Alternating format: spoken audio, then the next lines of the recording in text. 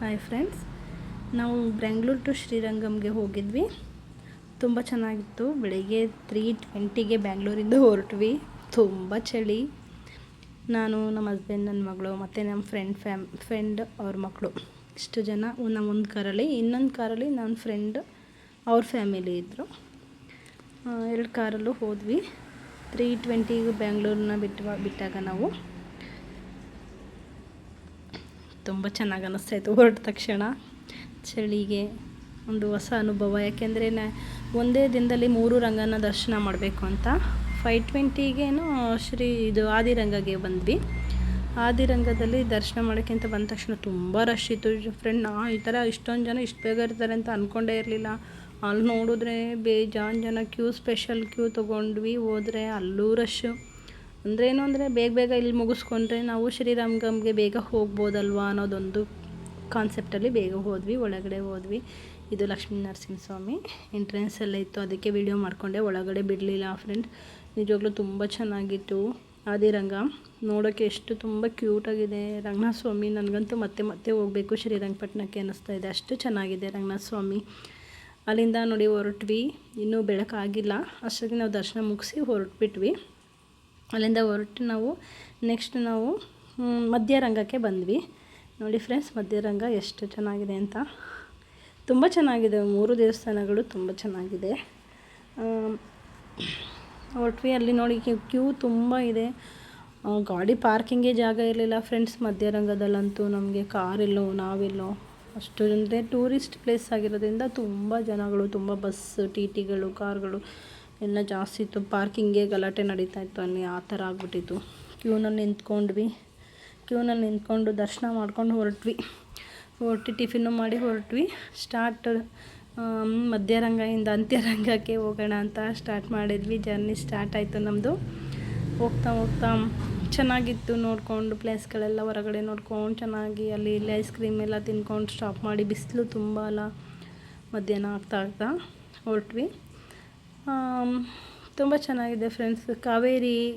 ಕಾವೇರಿ ನದಿ ತಟದಲ್ಲಿರೋದು ಇದು 3 ರಂಗಗಳು. ಆದಿರಂಗ, ಅಂತ್ಯರಂಗ, ಮಧ್ಯರಂಗ. ಈ 3 ರಂಗಗಳು ಏನಕ್ಕೆ ಅಂತಂದರೆ, ಕಾವೇರಿ ಗಂಗೆ ಅಷ್ಟೇ ಪವಿತ್ರಳಾಗಬೇಕು ಅಂತ ರಂಗನಾಥ ಅಂದರೆ ಮಹಾವಿಷ್ಣುವನ್ನ ಕೇಳ್ತಾರೆ. ಆಗ ನಾನು 3 ಕಡೆ ನೆಲೆಸಿರ್ತೀನಿ, ನೀನು ನನ್ನ ಆದಿಯಿಂದ ಹಿಡಿದು ಅಂತ್ಯದವರೆಗೂ ನೀನು ನನ್ನ ಹತ್ರ ಬರ್ತೀಯ, ನಿನಗೆ ಅಷ್ಟೇ ಪವಿತ್ರವಾದ ಸ್ಥಾನ ಸಿಗುತ್ತೆ ಅಂತ ಹೇಳಿದಾಗ, ಆದಿರಂಗದಿಂದ ಹಿಡಿದು ಮಧ್ಯರಂಗದಿಂದ ಹಿಡಿದು ಮತ್ತು ಅವರು ಅಂತ್ಯರಂಗವರೆಗೂ ಕಾವೇರಿ ನದಿ ಹೇಗೆ ಕರ್ನಾಟಕದಿಂದ ಹರಿದು ತಮಿಳುನಾಡು ಸೇರಿ ಸಮುದ್ರ ಸೇರುತ್ತಾ ನೋಡಿ. ಶ್ರೀರಂಗಮು ಹತ್ತತ್ರ ಅಲ್ಲಿಗೆ ಬರುತ್ತೆ. 3 ದೇವಸ್ಥಾನಗಳು ಕಾವೇರಿ ನದಿ ತಟದಲ್ಲೇ ಇದೆ. ಹಾಗಾಗಿ ಕಾವೇರಿಗೆ ಗಂಗೆಯಷ್ಟೇ ಪವಿತ್ರ ಸ್ಥಾನ ಸಿಗಬೇಕು ಅಂತ ಕೇಳಿದ್ದಕ್ಕೆ ಶ್ರೀರಂಗನಾಥ ಸ್ವಾಮಿ ಅವ್ರಿಗೆ ಆಶೀರ್ವಾದ ಮಾಡಿದ್ದಂತೆ. ಚೆನ್ನಾಗಿದೆ. ಇದೇ ಥರ ತುಂಬ ಕಥೆಗಳಿದೆ. ಆದಿರಂಗ ಬಂದುಬಿಟ್ಟು ಅಂದರೆ ಬಾಲಕ ವ್ಯವಸ್ಥೆಯಲ್ಲಿ ಇರೋವಂಥದ್ದು. ಮಧ್ಯರಂಗ ಬಂದುಬಿಟ್ಟು ಪ್ರೌಢಾವಸ್ಥೆಯಲ್ಲಿ. ಅಂತ್ಯರಂಗ ಬಂದುಬಿಟ್ಟು ಸ್ವಲ್ಪ ಏಜ್ ಆಗಿರೋ ಥರ, ಅಂದರೆ ಮಧ್ಯ ವಯಸ್ಸಿನ ಮೀರಿರೋದು ಆ ಥರ, ಸ್ವಲ್ಪ ಏಜ್ಡ್ ಅನ್ನೋ ಥರ, ಆ ಥರ. ಅಂದರೆ ಆದಿ, ಮಧ್ಯ, ಅಂತ್ಯ. ಹೇಗೆ ಸೂರ್ಯ ಬೆಳಗ್ಗೆ ಉದಯಿಸೋದು, ಮಧ್ಯಾಹ್ನ ಬಿಸಿಲಿರುತ್ತೆ, ಸಂಜೆ ಅಸ್ತಮ ಟೈಮ್ ಇರುತ್ತೆ, ಆ ಥರ ಇದು ಆದಿ, ಮಧ್ಯ, ಅಂತ್ಯ ಅಂತ ಹೇಳಿರೋದು. ತುಂಬ ಚೆನ್ನಾಗಿದೆ. ಒಂದೇ ದಿವಸದಲ್ಲಿ ದರ್ಶನ ಮಾಡಬೇಕು ಅಂತ ತುಂಬ ಜನ ಹೇಳ್ತಾರೆ. ಬಟ್ ಹಾಗೇನಿಲ್ಲ ಫ್ರೆಂಡ್ಸ್. ನಮಗೆ ಹಿಂದೆ ಎಲ್ಲ ಯಾರೂ ಕಾರಲ್ಲೇ ಹೋಗ್ತಿರ್ಲಿಲ್ಲ, ಬಸ್ಸಲ್ಲೇ ಹೋಗ್ತಿರ್ಲಿಲ್ಲ. ಅವರೆಲ್ಲ ಒಂದೇ ದಿವಸ ದರ್ಶನ ಮಾಡೋಕ್ಕಾಗ್ತಾ ಇರಲಿಲ್ಲ. ನನಗೆ ಗೊತ್ತಿರೋಂಗೆ ಯಾವುದಾದ್ರೂ ಅಷ್ಟೇ ಹೋಗಿ ದರ್ಶನ ಮಾಡಬೇಕು, ದೇವರ ಆಶೀರ್ವಾದ ಪಡ್ಕೋಬೇಕು ಅನ್ನೋದು ಅಷ್ಟೇ. ನಾವೇನೋ ಒಂದು ಇದರಲ್ಲಿ ಹೋದ್ವಿ ಅಷ್ಟೇ. ಬಟ್ ಎಲ್ಲರೂ ಹಾಗೆ ಹೋಗಬೇಕು ಅಂತ ಏನಿಲ್ಲ. ನನ್ನ ಪ್ರಕಾರ ಹಿಂದಿನಿದ್ದವರು ಯಾರೂ ಒಂದೇ ದಿವಸದಲ್ಲಿ ದರ್ಶನ ಮಾಡೋಕ್ಕಾಗ್ತಿರ್ಲಿಲ್ಲ. ಬಟ್ ಶ್ರೀರಂಗಂಗೆ 1 ದಿನ ಫುಲ್ ಬೇಕು ಫ್ರೆಂಡ್ ನೋಡೋದಕ್ಕೆ. ಅಷ್ಟು ಚೆನ್ನಾಗಿದೆ ದೇವಸ್ಥಾನ, ಗೋಪುರಗಳು, ಅದು ಸುತ್ತಮುತ್ತ ಎಲ್ಲ ದೇವಸ್ಥಾನಗಳು ತುಂಬ ಚೆನ್ನಾಗಿದೆ ಫ್ರೆಂಡ್ಸ್. ನಾವು ಹೋಗೋದಿದ್ರೆ ಒಂದು ದಿವಸ ಶ್ರೀರಂಗಮಲ್ಲೇ 1 ದಿನ ಪೂರ್ತಿ ಕಳೆಯೋ ಥರ ಪ್ಲ್ಯಾನ್ ಮಾಡ್ಕೊಂಡು ಹೋಗ್ಬೇಕಾದ್ರೆ ವ್ಯೂಸ್ ಎಲ್ಲ ಚೆನ್ನಾಗಿತ್ತು. ಕೊನೆಗೂ ಅಂತೂ ಒಂದು 4:15, 4:20ಗೆ ನಾವು ಶ್ರೀರಂಗಂಗೆ ಬಂದ್ವಿ. ನಾವು ಮಾಮೂಲಿ ಆದಿರಂಗ, ಮಧ್ಯರಂಗದಲ್ಲಿ ಹೇಗಿರುತ್ತೆ ಅದೇ ಥರ ರಶ್ ಇರುತ್ತೆ ಅಂತ ಅಂದ್ಕೊಂಡು ಬಂದ್ವಿ. ಇಲ್ಲಿ ಬಂದು ನೋಡಿದ್ರೆ ಪಿಕ್ಚರ್ ಬೇರೆಯೇ ಇತ್ತು ಫ್ರೆಂಡ್. ಅಲ್ಲಿದ್ದಿದ್ದ 100 ಪಟ್ಟು ಜನ ಜಾಸ್ತಿ ಇಲ್ಲಿದ್ದರು. 100 ಪಟ್ಟು ಅನ್ನೋದಕ್ಕಿಂತನೂ ಇನ್ನೂ ಜಾಸ್ತಿನೇ ಇದ್ದರು ಅಂತ ಹೇಳ್ಬೋದು. ತುಂಬ ರಶ್ ಇತ್ತು ಫ್ರೆಂಡ್ಸ್. ಆದರೆ ಗೋಪುರಗಳು ಮಾತ್ರ ನಿಜವಾಗ್ಲೂ ಫ್ರೆಂಡ್ಸ್ ತುಂಬ ಚೆನ್ನಾಗಿದೆ. ಪ್ರತಿಯೊಬ್ಬರು ಆ ಗೋಪುರ ನೋಡೋಕ್ಕೋಸ್ಕರನಾದರೂ ನಾವು ತಮಿಳ್ನಾಡಿಗೆ ಹೋಗಬೇಕು. ಒಂದೊಂದು ದೇವಸ್ಥಾನದಲ್ಲೂ ಒಂದೊಂದು ಗೋಪುರನೂ ನಿಜವಾಗ್ಲೂ ಫ್ರೆಂಡ್ ಎಷ್ಟು ಪೇಷನ್ಸಿಂದ ಆ ಗೋಪುರಗಳನ್ನ ಕಟ್ಟಿದ್ದಾರೆ ಅಂತ ಅನ್ನಿಸ್ಬೇಕು. ಅಷ್ಟು ಚೆನ್ನಾಗಿದೆ ಗೋಪುರಗಳು.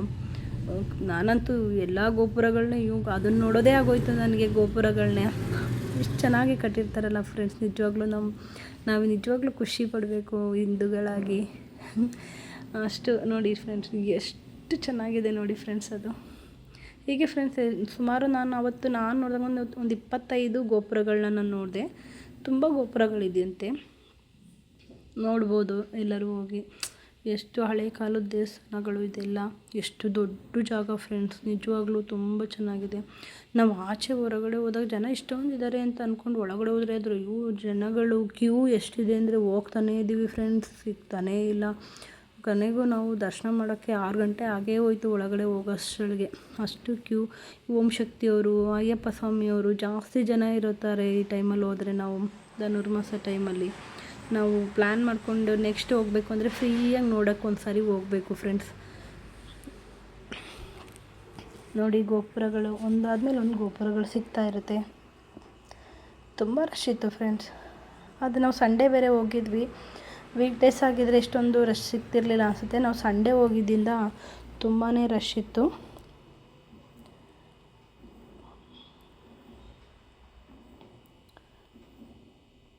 ಜನ ಜಾತ್ರೆ ಅಂತಲೇ ಹೇಳ್ಬೋದು. ನೋಡಿ ಕ್ಯೂ ಎಷ್ಟಿದೆ. ಅದು ಹೊರಗಡೆ ಅಷ್ಟೇ ಕ್ಯೂ ಫ್ರೆಂಡ್ಸ್. ಈ ಥರದ್ದು ತುಂಬ ಕ್ಯೂಗಳು. ಒಳಗಡೆ ಹೋಗ್ತಾ ಹೋಗ್ತಾ ಹೋಗ್ತಾ ಮುಗಿಯೋದೇ ಇಲ್ಲ ಕ್ಯೂ. ತುಂಬ ಕ್ಯೂ. ಅಷ್ಟೊಂದು ಇವರು ಕ್ಯೂ ಸಿಸ್ಟಮ್ ಎಲ್ಲ ಅಷ್ಟು ಚೆನ್ನಾಗಿರಲಿಲ್ಲ.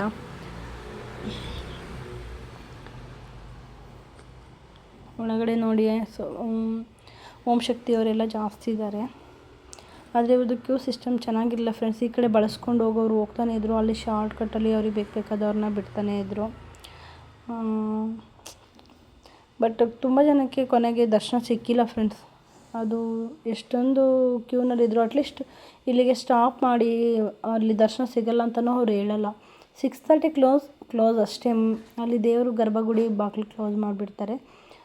ಪಾಪ ನಾವು ಹೋದ್ಮೇಲೆ ಕೆಲವರು ನೋಡೇ ಇಲ್ಲ ದೇವ್ರನ್ನ ಅಂತ ಹೇಳ್ತಾಯಿದ್ರು. ಅದಕ್ಕೋಸ್ಕರ ಫ್ರೆಂಡ್ಸ್ ಈ ಥರ ರಶಲ್ಲೆಲ್ಲ ದೇವ್ರು ನೋಡೋಕ್ಕೆ ಹೋಗೋಕ್ಕೆ ಆಗೋಲ್ಲ.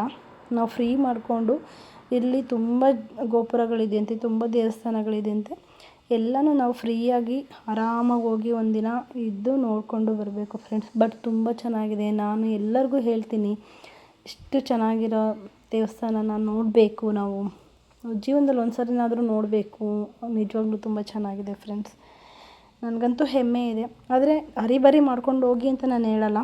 ದಯವಿಟ್ಟು ಎಲ್ಲರೂ ಫ್ರೀ ಮಾಡಿಕೊಂಡೆ ಆರಾಮಾಗಿ ಹೋಗಿ ದೇವ್ರ ದರ್ಶನ ಮಾಡ್ಕೊಬನ್ನಿ. ಎಲ್ರಿಗೂ ಒಳ್ಳೆಯದಾಗಲಿ friends. Thank you for watching.